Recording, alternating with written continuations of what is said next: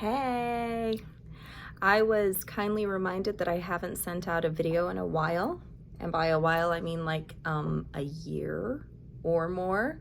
So I'm sending out another one and you can watch it or not. I don't want to say I don't care. I don't mind. Depending on how seriously you're taking your mental health, you decide whether or not to watch this. But I was thinking about the topic of seasonal depression because it affects a very large number of people. We tend to be a little more down this time of year. And if it doesn't affect you, it likely affects someone in your house that you're trying to understand. So it's just kind of a timely topic to go over what it is, how long it lasts, and what you can do about it, other than pharmaceuticals. So seasonal depression is just sort of this phenomenon that we've noticed in psychology that when there is less light, people get sad. That's what it comes down to, that it starts around October and it ends around March. And it's pretty universal. Like a lot of people will at minimum experience less energy or there are different names for it. Cabin fever. You've probably heard of cabin fever, depending on if you're over 35, which is like the term that we used to use when you feel like pent up in your house and you just feel agitated and antsy and like you want to do something, but you're tired and grumpy and you don't want to do anything, but also you don't want to sit there, like that type of feeling. That's cabin fever. Other people just have a harder time getting up in the morning. They're less motivated, more sluggish. Your thoughts might be kind of foggy, have a hard time concentrating, those types of things. And then on the more severe end, it feels more like sadness and more typical depression symptoms, appetite changes, sleep changes, have a hard time getting out of bed, your motivation doesn't exist. Depending on who you are, you could be more tearful, you could be like, there's a wide range, right? So anywhere from I'm a little tired and foggy all the way up to like my life sucks. So let's just kind of go over the chemistry of happiness because there is a chemical component to it, and it's actually a really big part of your mood. So the 4 happiness chemicals are serotonin, dopamine, oxytocin, and endorphins. And of those, you're probably most familiar with endorphins because that's what you get from working out. And in our department, I have noticed that like a solid 90% of your not just primary coping skill, your exclusive coping skill is working out, which is great. It does work. It gives you actually exercise boosts all 4 of them, the highest one being endorphins, but sometimes that's not enough. And P.S., if you're watching this because you want to help someone else who struggles with seasonal affective disorder or even just seasonal moodiness, right? Maybe it's not full on SAD, but it's like they're a little blue. They get the winter blues. The worst, no. I almost lied to you. I almost said the worst thing you can say is maybe you should work out more. That's the second worst thing you could say. The worst thing you can say is, have you thought about just being more grateful? Don't say that. I promise you it's not going to go well. They've already thought of that. You can be grateful and sad at the same time. Don't say that.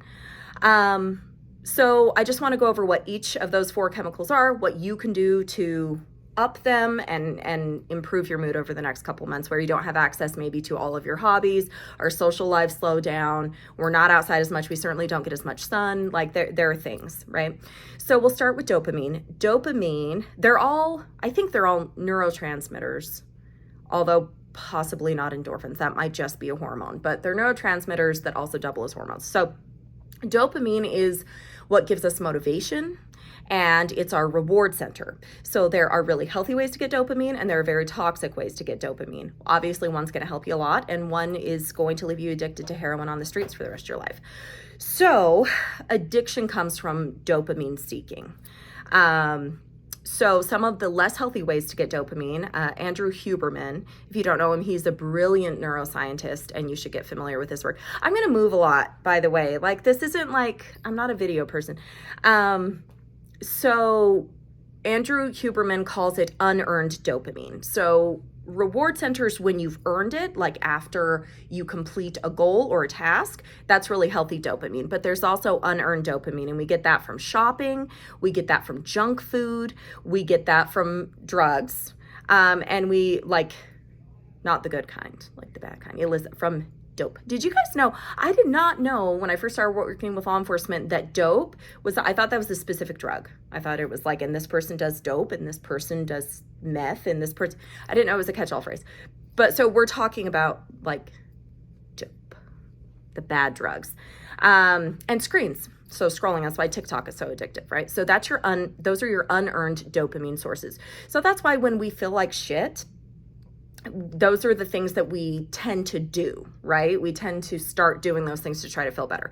So the healthy way to get dopamine are completion of big or small goals, exercise, it's going to show up a lot, sleep is a huge part of dopamine production, appropriate sleep, relaxation techniques such as meditation or massage, and helper's high. So helper's high is just the dopamine hit that we get when we know that we've helped someone else.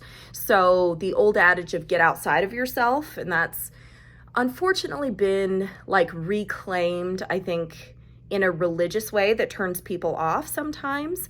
But there really is a science to it that when we know that we've impacted something outside of ourselves, we've contributed in a meaningful way, we get what's called helper's high. And it doesn't have to be a big thing, but know that that's a healthier source of dopamine.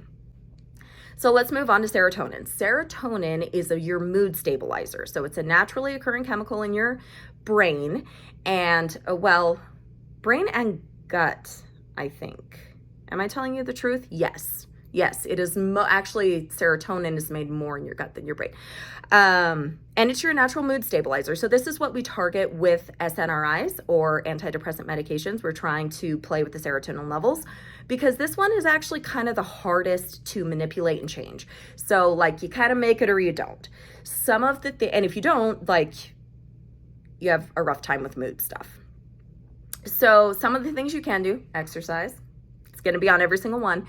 Sunlight, exposure to sunlight. And when sunlight is limited, they make these little, they call them happy lights. If you just look on Amazon, you'll find them. They're not very expensive. They're about the size of a picture frame. You can use the light bulbs in your house, but I don't think they work as well. They're just like these little picture frame lights that you literally, you're going to feel silly, but you literally just like turn on and sit by it. So you can be doing whatever. You can be reading, you can be on your phone, you can be whatever, but it's just like exposing yourself to the same frequency that natural sunlight has. And we have really smart people in this country that can replicate that and develop that and then make money off of it. So I use one, like usually December and January, because otherwise I am intolerable those months. So that's kind of how you can play with sunlight exposure, and of course get outside as often as you can, make sure your blinds are open, things like that. And then diet, because it is primarily produced in the gut. Like really pay attention to gut health if you suspect that you don't make a lot of serotonin, which would be indicated by a lot of low mood for no reason. And then thought content. And this is where, like, if you're kind of a negative Nancy, you know, if you are a chronic complainer, if you tend to see things as very negative, if you tend to suspect the worst, if you tend to be like, you know, if you get feedback that you're kind of a negative person, or if you suspect you might be kind of a negative, you probably are, right? We can identify it pretty fast, and that can affect serotonin. So trying to reframe and reconceptualize how you think about things will affect serotonin. So that's why it's the hardest one, right? There aren't that many cut and dry ways to affect serotonin levels, and it requires more work. So, all right, and then oxytocin, that's our love hormone, and that is primarily responsible for reducing stress and anxiety, and we get that through meaningful connection. So we get this through social health, we get this through physical touch, exercise, and pets. Like unless your pet's a fish, I guess you can't really like physically hold a fish, but cats and dogs and horses, and music helps oxytocin because we feel connected a lot of times to what the artist is portraying, because a lot of songs represent things we can relate and connect to. So that's oxytocin. And the last one, I know I'm going fast, but like honestly, the average attention span is like 2 to 3 minutes. So if you're still listening, I'm proud of you. Endorphins are responsible for relieving pain and stress, and they help us function through uncomfortable things. So this is where people that don't understand self-harming, I'm about to explain it to you. And I am not promoting self-harm. I am explaining self-harm. Stand by. So when we experience pain, our body will release endorphins because it's a natural painkiller so that we can kind of keep functioning, right? And so people that fall into self-harm are seeking that endorphin. It's a distraction from internal pain, but there's also like an actual chemical release of endorphins for stress and pain relief. And so an unhealthy way to get an endorphin rush, I guess, is self-harm. So that's where that kind of comes from. And endorphins are responsible for helping us function through really uncomfortable situations, whether it's mentally, emotionally, or physically uncomfortable. The things that can help endorphins, exercise is the biggest one. That's our biggest source of endorphin release, which makes sense because when you're exercising, right, you're putting micro tears in your muscles, you're straining your heart and lungs in a way that's quite uncomfortable, so you're going to release those endorphins to keep you going. And then once you're done, you've got dopamine for goal completion, and you've also likely boosted some serotonin. So laughter increases serotonin. So I remember one time I made a goal for a whole month just to laugh more because I'm not a natural laugher. Like, I think things are funny, I just don't laugh a lot. I don't know why. I just have like a more serious personality, I guess. But I made a goal to laugh more, like to, if I thought something was funny in my head, like just laugh, Mariah, and like listen to funny shit. I don't know, it's everywhere. And I really did notice. I noticed a huge difference in how I felt and how I functioned throughout that month. Did I keep doing it? No, because we all get lazy and complacent, but it's good to know. Acupuncture can help with endorphins. Maybe because it hurts. I don't know. I've heard it doesn't hurt, but also I've never let anyone just stab needles in random parts of my body. Music also can help with endorphins, and meditation. So that's what you're dealing with when you look at seasonal depression, or even just mood management in general, or the art of happiness, which mankind has been interested in the quest for happiness since we were living in caves, writing on walls. Those are the 4 main chemicals that are going to give you your results. So I'm going to have my teenage son edit this, and I'm hoping he can like put words. I've seen this. I feel so old right now. I've seen them. Like, you can have like words while you're talking that list these things that might be helpful. So if there are words on this, I did in fact give this to Ethan, and he did that for me. If there are not words on this, just know that in my heart and in my mind, I felt that you deserved an edited video with words, and it didn't happen.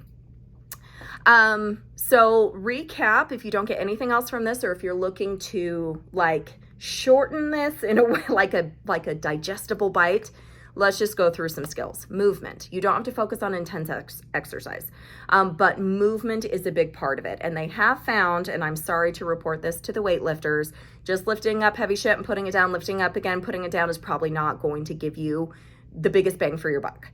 Weightlifting is great, and also focus on like full body movement. So some form of cardio. Steady state actually gives you better results than high intensity. So just keep that in mind, depending on what your results are. When we're talking about psychological results, happiness chemicals. Citrus scents, that's a really low effort one. Citrus scented stuff has a short-term mood lift. It's kind of a Band-Aid. So remember, low effort is awesome when you have no motivation. Just plan your results accordingly. If you didn't try very hard, you can't expect giant dramatic results, right? So citrus scents is kind of a low effort one that can make a difference a little bit. I recommend that you curate playlists if you struggle with mood this time of year. Have like an intense angry one, like motivation / anger / intensity, and then have like a lighthearted silly one, and vacillate between those depending on what you're trying to bring out inside of yourself.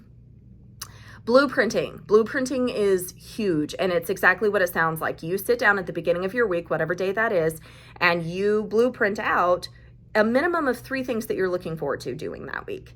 And you need to know what you're going to do and when you're going to do it. Because if it's not blueprinted ahead of time, if you're like, I will do something Wednesday, and then you get there and you come up with something Wednesday to do, you've really cheated yourself. Because if I know Monday what I'm doing Wednesday, even if it's just like, I don't know, I don't know how to be anything other than female, so I'm going to give a girly example. But if I'm just like working on a puzzle and drinking wine, right? I actually hate puzzles. MT likes puzzles.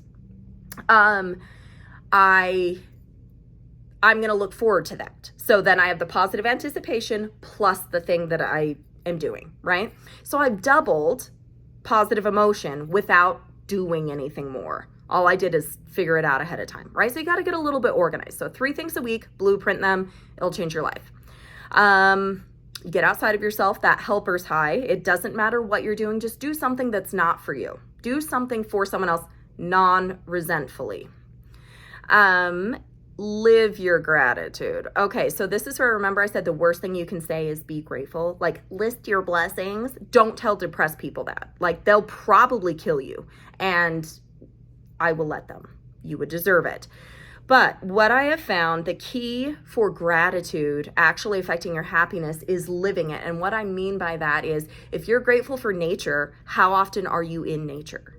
If you are grateful for literature, how much are you reading? If you're grateful for art, when's the last creative thing that you did? If you're grateful for your family, how many plans do you have with your family on the calendar right now? So people should be able to look at the way that you spend your time and identify what you're grateful for, what you feel gratitude towards, because you're actually spending time doing those things. And that's the difference between mindlessly listing off a list of things you're grateful for. I'm glad I live in this country. I'm glad I have a job. I'm glad that's great, but not super helpful when you're struggling with seasonal affective stuff.